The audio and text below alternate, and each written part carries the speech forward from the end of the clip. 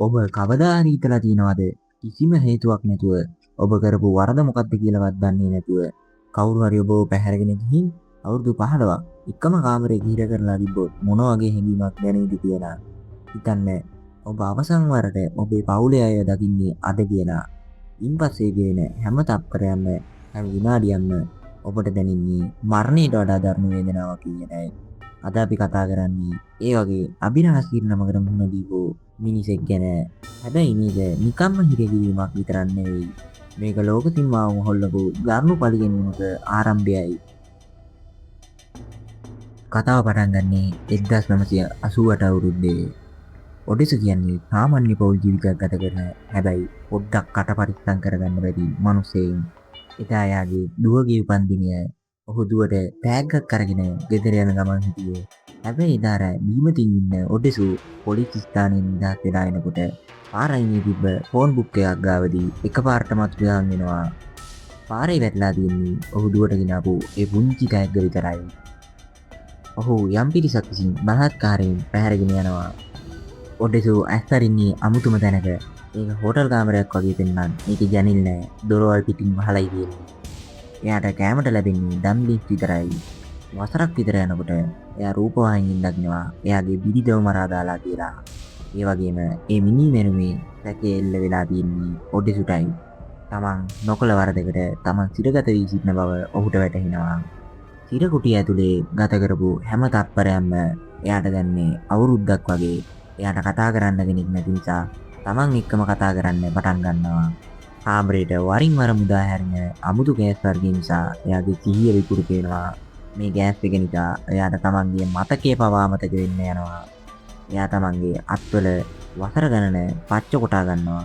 හැමදාම රැට එයාට කන්න දෙන මේ තෙල් රස ඩම්ලින්ස් නිසා එයාට තමන්ගේ ජීවිතය එපා වෙනවා. අවුරුදු 10ක් විතර යනකොට ඔඩෙසුට පිස්සු හැදෙන්න ගන්නවා. එයාට පේනවා තමන්ගේ අග ඇතුලෙන් බිහිසුණු සත්තු එළියට එනවා වගේ. මේක එයාට දැන්න ඒ දරුණු තනිකමේ උපරිමයයි.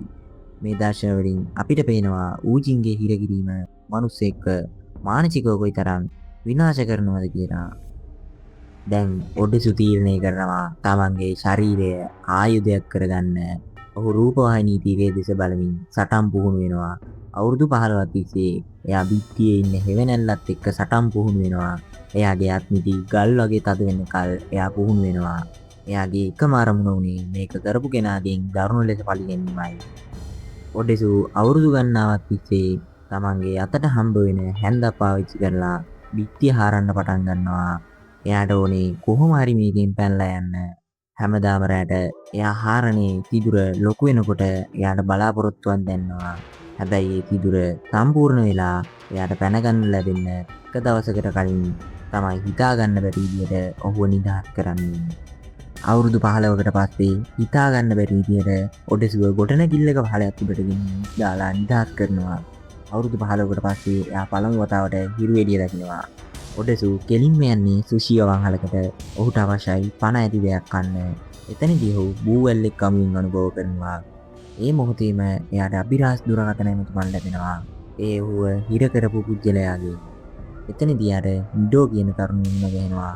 මිඩෝට ඔඩෙසු ගැන අනුකම්පාවක් ඇති වෙලා ඇය ඔහුව තමන්ගේ නිවසට අරන් යනවා.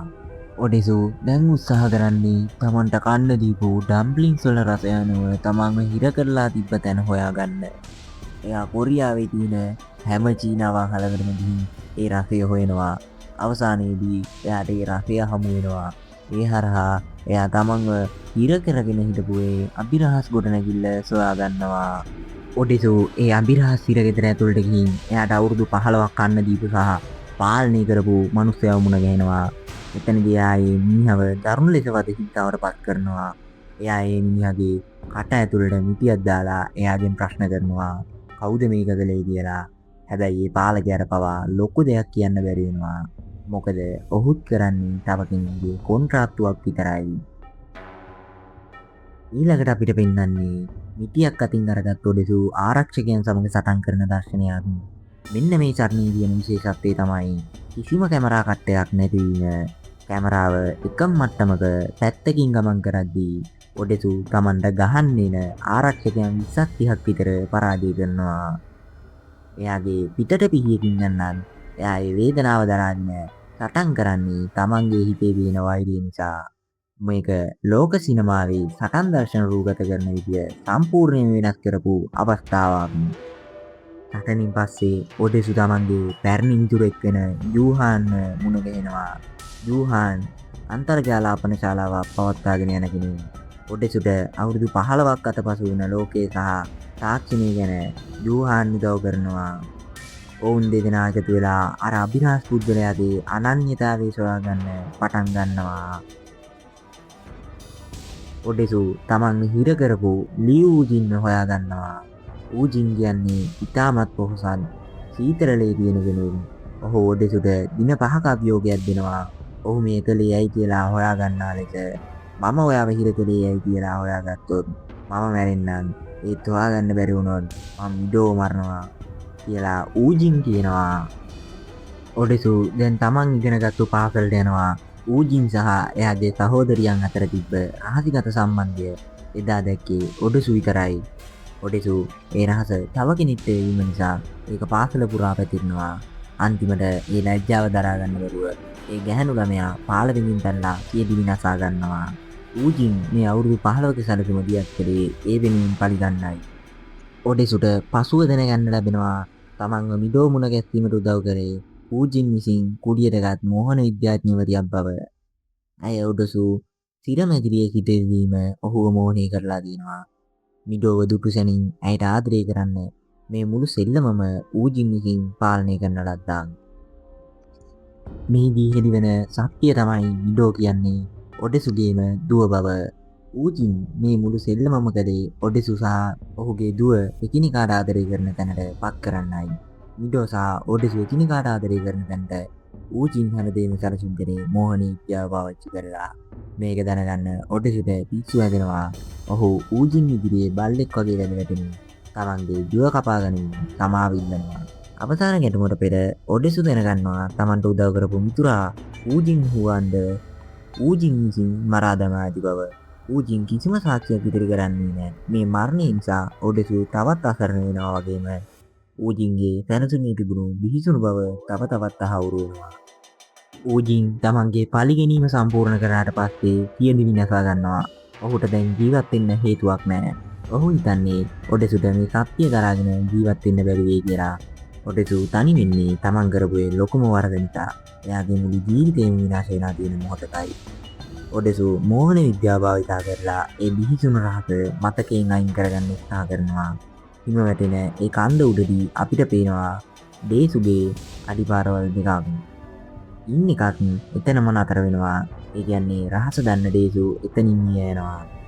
චිත්‍රපටය අවසන් වෙන්නේ මිඩෝ සහ උඩේ වැළඳගෙන ඉන්නකොට ඔහුගේ මුහුණේ ඇතිවන ඒ අමුතුම සිනහවත් එක්කයි ඔහුට ඒ රහස ඇත්තටම අමතක වුණාද කියන එක අපිට හිතන්න ඉතිරි කරනවා. ඉතින් මේක තමයි ඕල්ඩ් බොයි චිත්‍රපටයේ ඒ බිහිසුණු අවසානය. ඇත්තටම ඔඩෙසුට ඒ රහස අමතක වුණාද? නැත්තම් ඒක හිත යට තියාගෙන යා මිඩෝ එක බොරුවට hina වෙලා ඉන්නවද? ඒ ගැන ඔයාලගේ අදහස පහලින් කොමෙන්ට් කරන්න.